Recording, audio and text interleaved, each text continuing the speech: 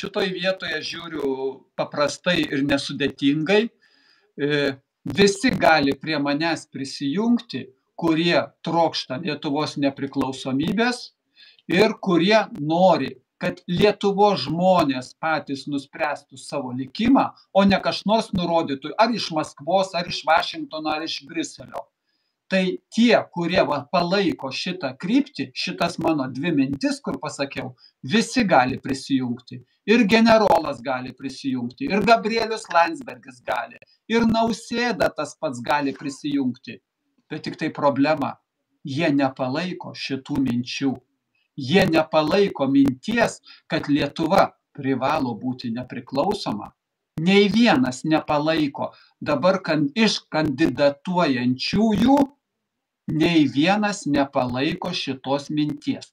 Kai kas pasako, aš už tai, kad Lietuva būtų nepriklausoma, bet Europos Sąjungoje. Tai pirma sakinio dalis prieštarauja antrai sakinio daliai, nes Europos Sąjungoje mes esam išdavystės pasekoje ir mes nesam laisvi. Tai nieks nepalaiko iš dabar kandidatuojančių mano minties, kad Lietuvos žmonės, ne kas nors kiti, tik Lietuvos žmonės referendume turi nuspręsti, kaip mes gyvename. Nieks nepalaiko. Yra profesorių, teisės profesorių, Žalimas ir Vėgėlė, kurie nepalaiko šities minties. Jie sako, įvyko, prieš 20 metų apgavo, išdūrė, išprievartavo Lietuvos žmonės. Ir dabar užtat tai yra faktas ir mes nebesipriešinkime ir nekelkime šito klausimo.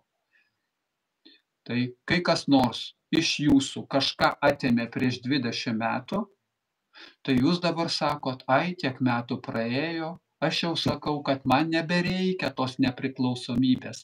Man svarbu, kad pinigų gerai sumokėtumėt ir aš tada sakau, aš Lietuvos neparduodu ir nenusiteikęs jos pardavinėti. O visi, kurie nori vienokiu ar kitokiu būdu ją parduoti, jie manęs palaikyti negali. Ir aš neturiu su kuo vienytis. Aš galiu vienytis tik tai su Lietuvos žmonėm, kurie pritarė šitoms mintim. Tai vienykimės.